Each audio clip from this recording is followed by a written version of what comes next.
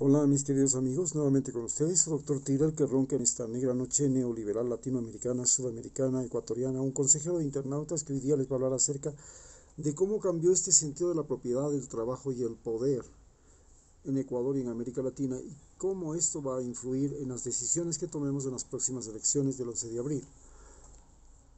Vimos que las propiedades han pasado de una propiedad común o colectiva en las tribus, en las comunidades primitivas, luego pasamos a una gran propiedad, la propiedad primero de los terratenientes, emperadores, etcétera. De eso hemos pasado a las pequeñas propiedades que todo el mundo tiene en la ciudad, en la casa, el apartamento, el carrito.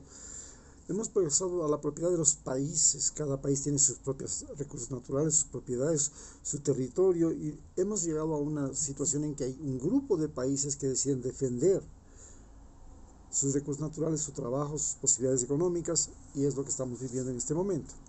Pero el trabajo también evolucionó del trabajo colectivo a ese trabajo esclavista donde el amo tenía derecho a matar a sus esclavos, al trabajo feudalista donde la gente se convertía en peón básicamente de grandes terratenientes, pero el terrateniente ya no podía matar.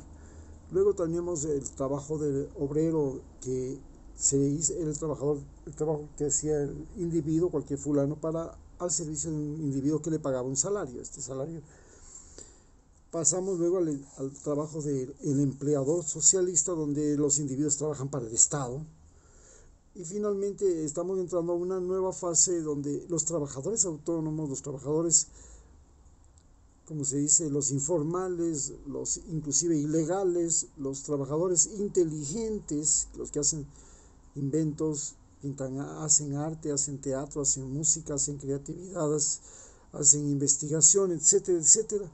Esos individuos son los que están ahora siendo más numerosos que el resto de los trabajadores. Antes, pues todo el mundo era esclavo, todo el mundo era peón, todo el mundo era obrero, todo el mundo era empleado público, todo el mundo era... Ahora ya no hay como, ya no hay más empleos públicos. Entonces, ¿qué tenemos ahora? Que todo el mundo comienza a ser trabajador autónomo, profesional independiente, autogestor, trabajador intelectual, etcétera.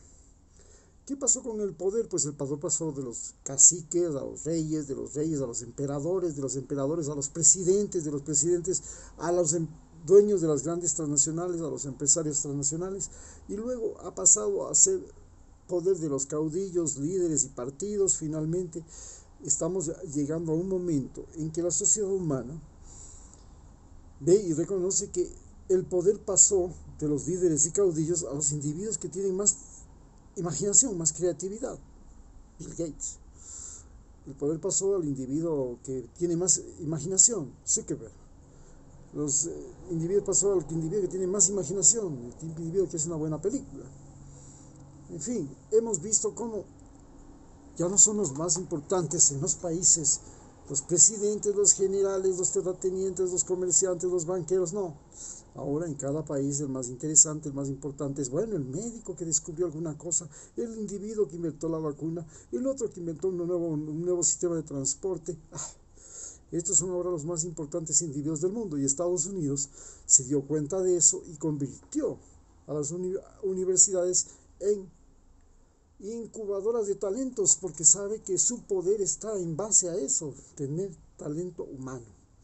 Y las universidades se convirtieron no en repetidoras de conocimientos como son aquí en América Latina, sino en productoras, inventoras y creadoras de conocimientos y de talento humano.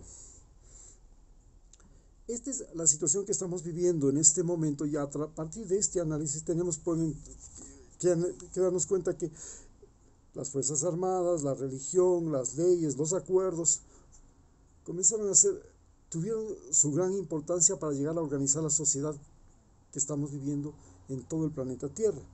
Pero al mismo tiempo pasamos del miedo, de los ejércitos, del dinero, de la revolución de las comunicaciones y de la revolución del conocimiento a esta nueva sociedad que ahora a todos nos invade, y finalmente pasamos de la solidaridad, que era la sociedad colectiva, a la guerra, que era el medio de dominación de territorios, de apropiación de territorios, a la explotación que se realizó básicamente, la explotación humana y de la naturaleza que se realizó básicamente gracias a inventos y descubrimientos como el descubrimiento de América.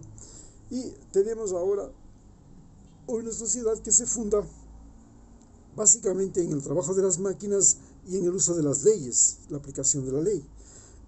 Y estamos entrando, o hemos entrado ya de lleno a una nueva sociedad donde la comunicación, las alianzas, la cooperación se ha convertido en el mecanismo de convivencia social a nivel de todo el planeta Tierra.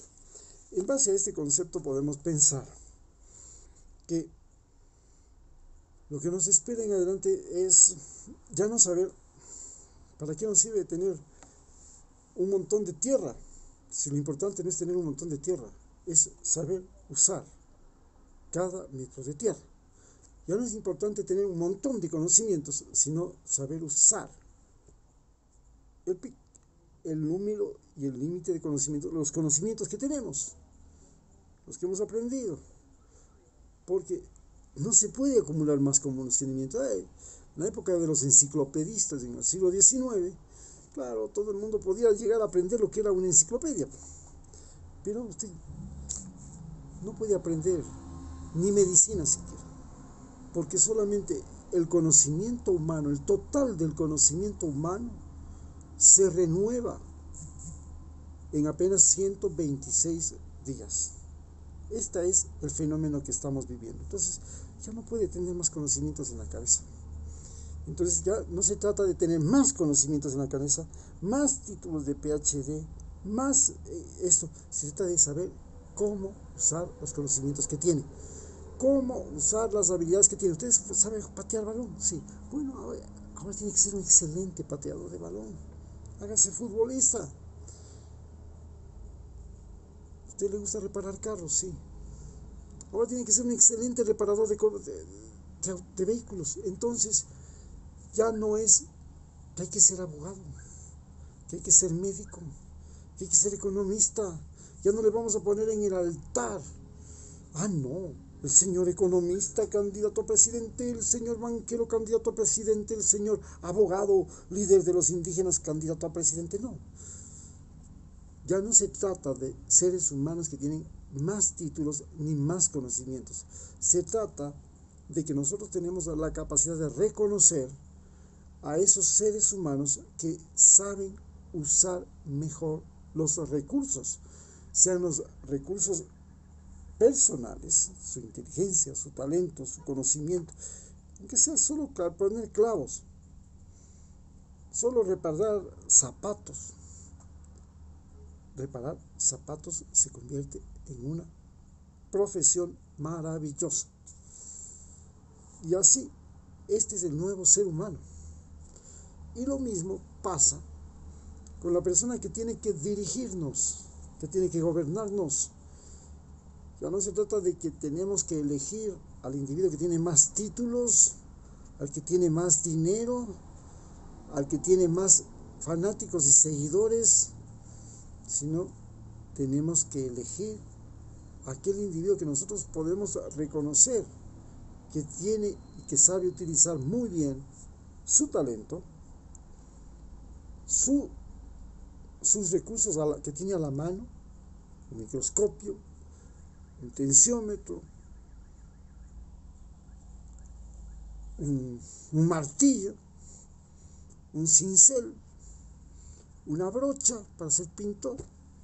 Ese es el individuo maravilloso. Ese es el nuevo ser humano que se viene. Y entonces, cuando nosotros estamos buscando cuál es el norte al cual vamos a organizar la sociedad para dirigirla y decir, ¿qué queremos más? ¿Agricultores? No. Ya no queremos más agricultores. Las máquinas pueden hacer mejor la agricultura que los agricultores. Necesitamos, sí, agricultores que produzcan algo especial. Usted produce un tipo especial de cacao. ¡Qué maravilloso! Y todavía sabe hacer usted chocolates especiales con el cacao que usted saca. ¡Qué estupendo! Y así. Ese es el nuevo ser humano que tenemos que proyectar, que podemos que crear. Porque, señores, las máquinas nos van a quitar el trabajo.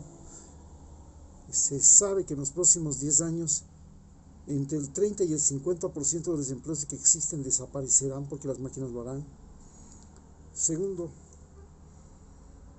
sabemos muy claramente que ya no podemos tener más conocimientos, que ya no se trata de como el tipo de antes, en el tiempo del Imperio Español, pues usted iba a comprar títulos, ya no se contentaba con ser conde, ahora quería ser varón, después quería ser virrey. Eso era como ser PhD, luego otro PhD y luego más otro PhD. No, eso ya se acabó. Ahora cada ser humano es maravilloso. Y cada ser humano es maravilloso cuando puede mostrar que es maravilloso. Cuando no puede mostrar que es maravilloso, estamos fregados. Qué desgracia. Ya no se trata de tener más carros en el garaje como Ronaldo. Se trata de tener un carrito y saberlo usar muy bien. Ya no se trata de tener más amantes. Se trata de tener una mujer y quererla bien. Ya no se trata de tener 100 hijos como antes. Se trata de tener un hijito y quererlo bien. Ya no se trata de tener 100 títulos profesionales. Se trata de tener uno y saberlo usar correctamente.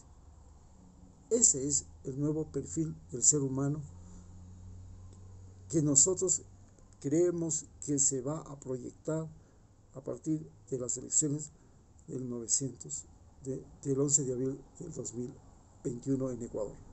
Muchas gracias.